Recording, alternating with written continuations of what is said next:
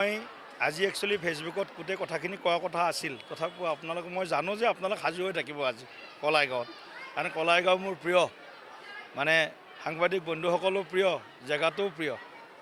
মই এটা কথাই স্পষ্ট কৰিব বিচাৰিছোঁ যে জনজাতি ভাই বন্ধুসকলৰ বা ভগ্নী ভাতৃসকলৰ চেণ্টিমেণ্টত কিবা আঘাত দিয়া কথা মই এষাৰো কোৱা নাই। প্ৰথম কথা, ভাৰতীয় জনতা পাৰ্টিৰ কাৰ্যকৰ্তা হিচাপে আমি আমাৰ যি দেশখনৰ মূল যিসকল বাসিন্দা জনজাতি বা খিলঞ্জীয়া যিসকল লোক আছে, এই লোকৰ বিৰুদ্ধে এই লোকক কিবা অপমান কৰাৰ ধৃষ্টতা মোৰ নাই। গতিকে মোৰ বক্তব্যত হয়তো ইয়াৰ ভুল ব্যাখ্যা হ'ব পাৰে বা হয়তো ক'ৰবাত বুজাৰো অসুবিধা হ'ব পাৰে বা মোৰ কোৱাটো হয়তো ধৰণটো বেলেগ হ'ব পাৰে। গতিকে ইয়াৰ কাৰণে মই জনজাতি ভাইসকলক বিনম্ৰভাৱে অনুৰোধ জনাইছোঁ যে ইয়াক লৈ কোনো ধৰণৰ আৰু বিতৰ্কৰ অৱকাশ নাই।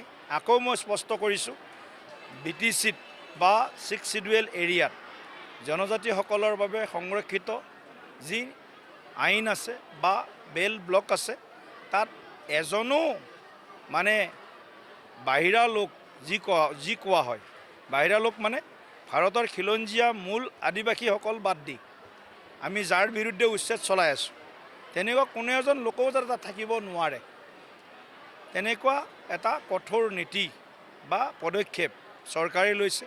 গতিকে জনজাতিসকলৰ লগত আমি প্ৰধানমন্ত্ৰী নৰেন্দ্ৰ মোদী ডাঙৰীয়াৰ আশীৰ্বাদত আৰু মুখ্যমন্ত্ৰী ডক্টৰ হিমন্ত বিশ্ব শৰ্মা ডাঙৰীয়াৰ আশীৰ্বাদত জনজাতিসকলৰ লগত আমি ছাতুৰ দৰে আছোঁ। ইয়াত অপমান কৰাৰ কাৰো সাহসো নাই আৰু কোনেও অপমান কৰিবও নালাগে।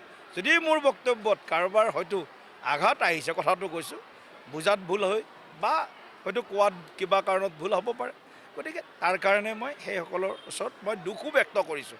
বেলেগ কথা একো নাই, মই কোৱাত একো কোনো ধৰণৰ ভুলকৈ কথা কোৱা নাই। কিন্তু যদি ক'ৰবাত বুজাত বা ইয়াৰ যিটো ইণ্টাৰপ্ৰিটেশ্যন বেলেগ ধৰণে কৰা হৈছে, তাৰ কাৰণে মোক কোনোবা অঞ্চলত মানে নিষিদ্ধ কৰিছে, জনজাতীয় অঞ্চলত, মই সন্মানীয় ট্ৰাইবেল সংঘৰ নেতাসকলকো মই এটা আহ্বান জনাইছোঁ যে মোৰ বক্তব্য যি আহিছিল তাত মই কোনো জনজাতীয় লোকক মানে অসন্মান কৰা বা তেওঁলোকৰ বিৰুদ্ধে কিবা অৱস্থান গ্ৰহণ কৰা, এইবিলাক আমাৰ সপোনৰ বিষয় নহয়। আমাৰ মন প্ৰাণত সবকা সাথ সবকা বিকাশ নীতি সোমাই আছে। সকলোৰে বিকাশ, সকলোকে লগত লৈ এই নীতি আমি সদায় লৈ আছোঁ।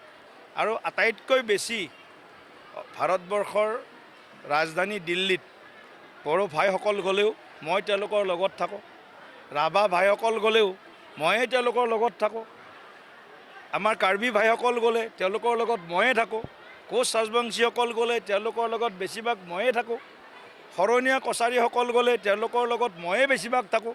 গতিকে এইটো লৈ এছাম হয়তো কোনোবাই অলপ বেলেগ ধৰণে মোৰ বক্তব্যক ৰাজনীতিকৰণ কৰিব বিচাৰিছে।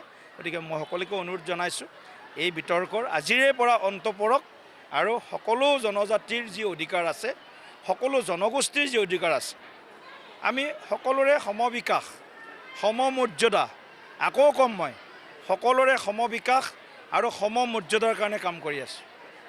গতিকে তাত কেতিয়াও আমি তাত কোনো আপোচ নকৰোঁ, কিন্তু জনজাতিক অপমান কৰাৰো আমাৰ ধৃষ্টতা নাই।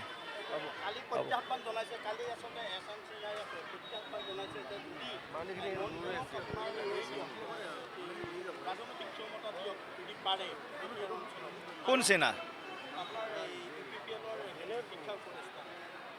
তেখেতটো মই জনাত কোনোবা এখন কলেজৰ অধ্যক্ষ, কোনোবা এখন কলেজৰো অধ্যক্ষ, ছায়েন্স কলেজ নে ক'ৰ কোকৰাঝাৰৰ। তেখেতৰ বিৰুদ্ধেতো চৰকাৰে ব্যৱস্থা ল'ব লাগে, তেখেতৰ বিৰুদ্ধে চৰকাৰে ব্যৱস্থা ল'ব লাগে। যেন অধ্যক্ষ, কলেজৰ অধ্যক্ষ এজন কেনেকৈ ৰাজনৈতিক বিষয় এটাত, যদিও মই ৰাজনৈতিক বিষয় বুলি কৈছোঁ, এই ধৰণৰ বিষয়ত তেওঁ কেনেকৈ মাত মাতিব পাৰে? তেওঁৰ বিৰুদ্ধে মানে আইনীগত ব্যৱস্থা গ্ৰহণ কৰিব লাগে BTR চৰকাৰে।